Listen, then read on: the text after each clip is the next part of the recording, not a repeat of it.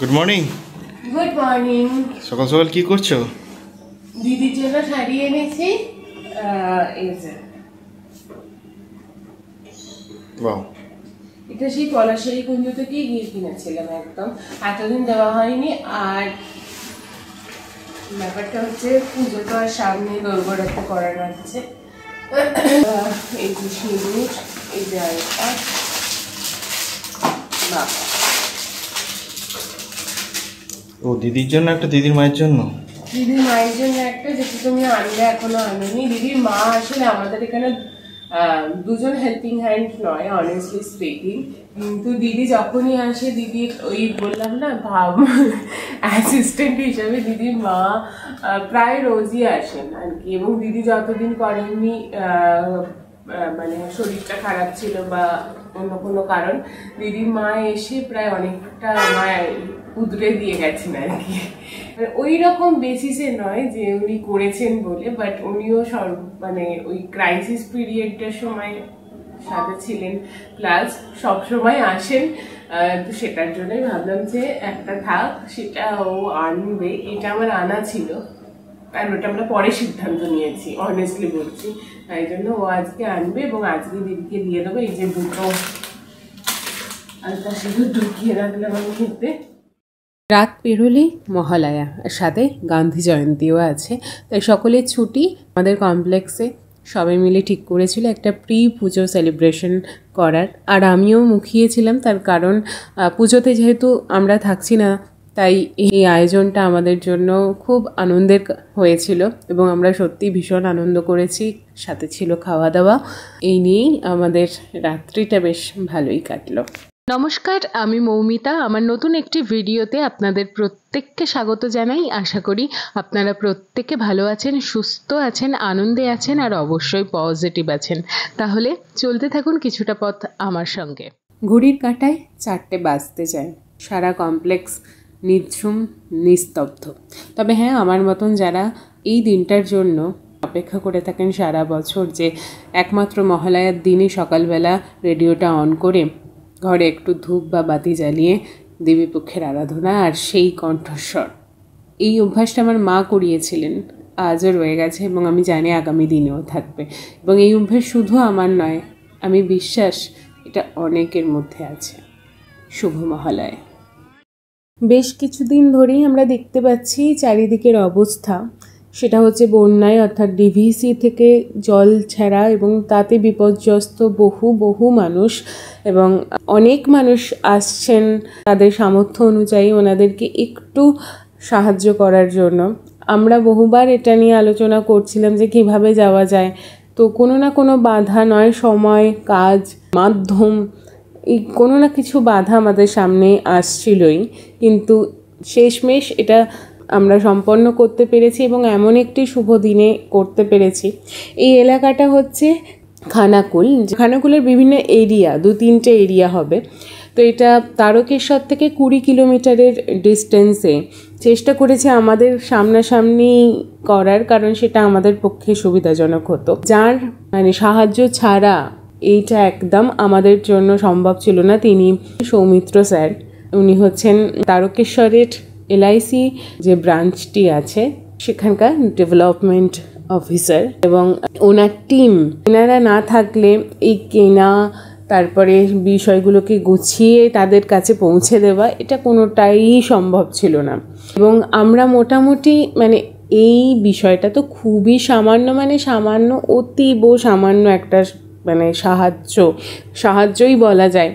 কারণ যে ক্ষতি ওনাদের হয়েছে সেটা পূরণ করার মতন কিছুই আমরা করে উঠতে পারিনি। তবে হ্যাঁ, চেষ্টা করেছি আমরা আমাদের সাধ্য মতন সেটাকে তাদের কাছে পৌঁছানোর।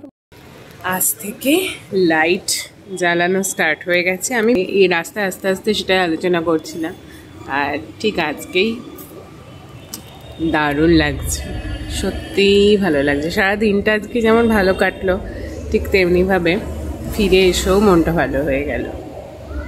সারাদিন বেশ ভালো কাটলো। বেশ মানে সত্যি বলতে মহালয়া মানে হচ্ছে বেসিক্যালি সবাই তাদের পূর্বপুরুষদের জন্য তর্পণ করেন, মানে একটু স্মরণ করাই যেটাকে বলে, যে স্মৃতিগুলোকে একটু স্মরণ করা এবং তাদের প্রতি শ্রদ্ধার্ঘ্য অর্পণ করা। এবার বিষয়টা হচ্ছে আমরা কোনোদিনই সেই অর্থে সেটা তো করি না এখনো পর্যন্ত, সেই প্রথাটা আমাদের ফ্যামিলিতেও খুব একটা নেই। তবে হ্যাঁ, আজকের এমন একটা পুণ্যতিথিতে কিছু মানুষদের মুখে যে হাসি ফোটাতে পেরেছি, কিছু বাচ্চার মুখে যে হাসিটা আজকে উপহার হিসেবে আমরা পেলাম, সেটা আমাদের মানে আগামী পথ চলার বোধহয় অনেকটা শক্তি আমরা সঞ্চয় করলাম। তো যাই হোক, মানে এবার সারাদিনটা কাটার পর এখানে যখন এলাম, তারপর গুড্ডি ফোন করলো কি গুড্ডির কাছে মানে ওদের যে মূর্তি সেটা একটু বসিয়ে দিয়ে আসতে হবে। তো সেই জন্য আমি আর ও গেলাম। তার কারণটা বলছি, এবার ফিরে আসি। সেটা হচ্ছে আগামীকাল গুড্ডির জয়দীপদার নতুন ফ্ল্যাটে গৃহপ্রবেশ। তবে আজকে যখন আমি গিয়েছিলাম মনে হয়েছিল যে একটু আপনাদের ঘুরে দেখাই, তবে আমার মনে হলো যে না, একদম পুজোর সাথে গৃহপ্রবেশের সাথেই নতুন জায়গা আপনাদের প্রত্যেকের সাথে ভাগ করব। আর যাই হোক, বেশিক্ষণ ছিলামও না। আর সমস্ত কিছু নিয়েই তো জীবন চলে। এই যেমন মানে যে পরিস্থিতিটা টপকে এসে আবার আগামীকাল একটা অন্যরকম মুহূর্ত, বা যেটা আমরা আগের দিন রাত্রির মুহূর্ত, সমস্তটাই কিন্তু আমাদের জীবন যাপনের সাথে যুক্ত। সুতরাং এখন যা পরিস্থিতি খুব একটা বিরহে কাতর হলেও মানে করা যায় না। তবে হ্যাঁ, আজকে ভীষণ একটা আনন্দ লাগছে। ও প্রতি বছরই মানে শুভঙ্করের কিছু বন্ধুরা প্রতি বছরই পুজোর সময় বিশেষত কিছু বাচ্চাদের জন্য করার চেষ্টা করে। তো এবছর সেটা একটু অন্যরকম ভাবে করেছি। কি বলবো, মানে খুবই ক্ষুদ্রতম, মানে ওনাদের যে অবস্থাটা সেটার কাছে খুবই নগণ্য একটা মানে আমরা করতে পেরেছি। আর বাকি মানে আমাদের যে ভাবনাটা ছিল তাতে আরো কিছু, কি বলবো, এটা আমার মনে হয় তুমি একটু বলো, যে আমরা চেষ্টা তো মোটামুটি আজকে একটু করলাম। আর একটা জায়গা আছে যে আমাদের একটা প্রাইমারি, ওখানে একটা স্কুল আছে যেখানে কিছু জনকে আমরা সিলেক্ট করেছি। যে এবার তুমি বলো, আমি ব্যাকগ্রাউন্ড থেকে বলে যাই। বলার সেরকম কিছু নেই, শুধু একটা কথা বলবো, আমি আর মৌমিতা দুজন মিলে আমাদের কিছু সঞ্চয় থেকে ওদেরকে যতটুকু পেরেছি একটা একদমই আমরা আমাদের সাধ্য মতো একটা করেছি।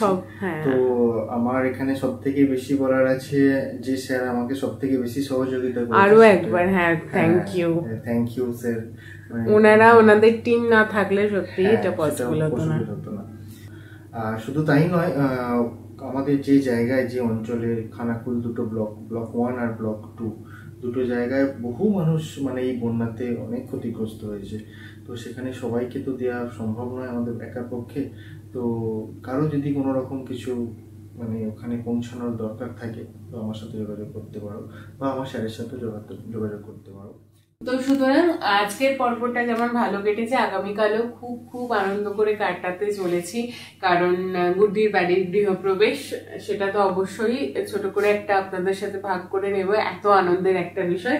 তবে ওর জন্য দুটো গিফট নিয়েছি। প্রথমেই যে গিফটটা দেখাবো সেটা ওর ডিমান্ড ছিল, কি ও একটা প্রথম থেকে বলে রেখেছিল আমাকে না একটা রাধাকৃষ্ণের মূর্তি দিবি। এবার মূর্তি ও একটা খুব ভালো দেখেছিল, কিন্তু ও অলরেডি তখন ওদের ঠাকুর ঘরের জন্য মূর্তি তৈরি করে ছিল। তখন ও বললো একটা বাড়িতে আর কটা মূর্তি থাকবে, তো সেই জন্য আমরা একটা ফটো ফ্রেম দিয়েছি। একটা খুব পছন্দ হয়েছিল বিশ্বাস করুন, কিন্তু সেটা এত বড় আর ওদের দেয়ালে আদৌ ফিট হবে কিনা তো সেটা ভেবে আর হলো না। মানে চোখটা আমার এখনো ওখানে আটকে আছে, বাট এটাও আমার খুব hand painting, digital hand painting. হ্যাঁ, ডিজিটাল হ্যান্ড প্রিন্ট। থিমটা বেশ সুন্দর। তো এটাকে আমার প্যাকিং করতে হবে, আর তার সাথে শুধু কি এটা দেওয়া যায় বলুন। তো ভাবলাম ও তো খুব স্মুদি খায়, স্মুদি খেয়ে বেরিয়ে যায়, মানে এরকম একটা ব্যাপার আর কি। তো সেই জন্য এই স্মুদি মেকারটা, নট অনলি স্মুদি, এখানে স্মুদি মেকার বলেই সার্চ করেছিলেন কিন্তু। আচ্ছা, মশলা টশলা সবই করা যাবে এটা সম্ভবত। এই যে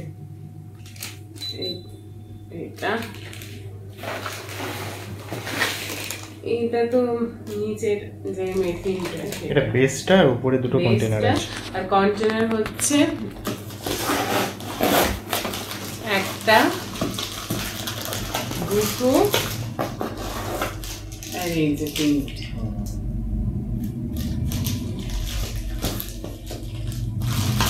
আর আপনি যদি মনে করেন এটাকে ক্যারি করবেন, সেই ক্যারি করার জন্য উপরে একটা, এই যে জুসের মতন খাওয়ার জন্য এটা আপনি উপরে একটা টাটা টাইপের দিয়েছেন, মানে ভীষণ সুন্দর।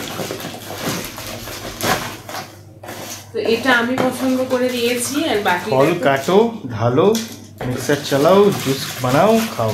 হ্যাঁ, চাইলে ক্যারি করেও নিতে পারো। আর ড্রাই মশলাগুলো পিষে যদিও করতে চাইতো। একদম। হ্যাঁ, তো আজকের ভিডিওটা এখানে শেষ করছি।